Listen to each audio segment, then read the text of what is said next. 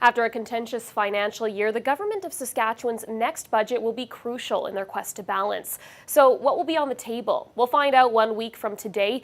Healthcare is always a hot topic on budget day. The healthcare system has gone through quite a bit of change in the past year, with 12 regional health authorities consolidating into one. Spending increases were negligible, while healthcare remained the largest expense in our budget. Stephen Lewis is a health policy analyst, and he joins me now from Saskatoon. Thanks so much for taking the time today, Stephen. My pleasure. What are you hoping to see with regards to healthcare in the next budget? Well, I think the budget itself, as you say, is not going to be hugely different from last year. It'll either be flat or a very modest increase and maybe even a slight decrease. So what I'm hoping is that the government sends some signals that it's prepared to invest in some of the strategies that people have been talking about for a long time, such as a senior strategy, probably some integration of services, which is an opportunity presented by the new health authority. And I think also there is a real opportunity to try to address one of the big issues in healthcare, which is service that doesn't add a whole lot of value. You mentioned service that doesn't have a lot of value. Give us a sense of where we are with our healthcare system, where we do well, maybe where we could use some improvement or trimming. Well, physicians have identified several hundred procedures and tests that are widely overused, and these range from diagnostic imaging to too much prescribing of drugs for elderly people and so on.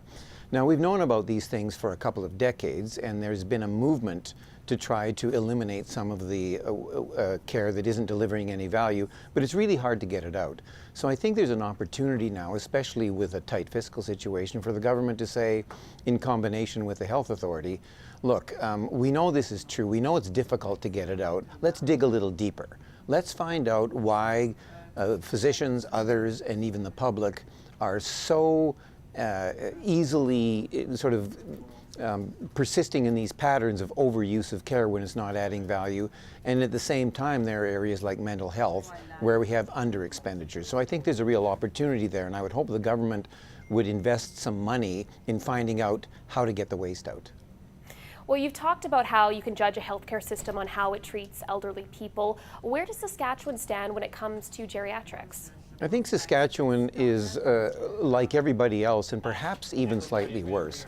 We have one geriatrician in the province, and it falls to family doctors in particular and some specialists to carry the bulk of the load in looking after the needs of the elderly. The reality is that in no system are people who are frail, who may have some cognitive impairment, and who may have a couple of other chronic diseases treated really well.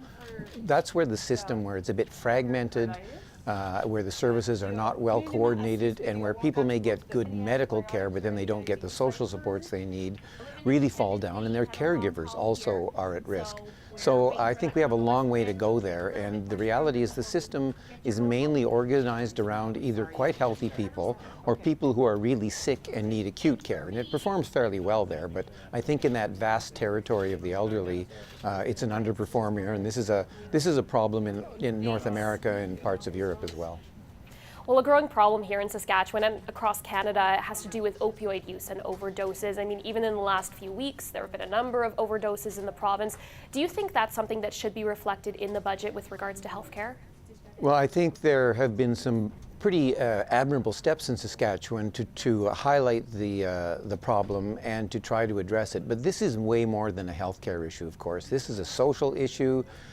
This is about where the fentanyls are coming in from other countries.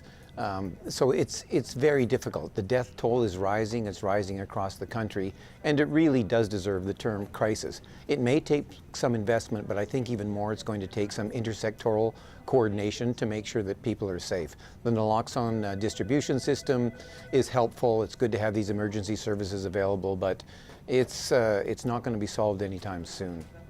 All right, thank you so much for joining me today. Lots to look for next week. You're welcome.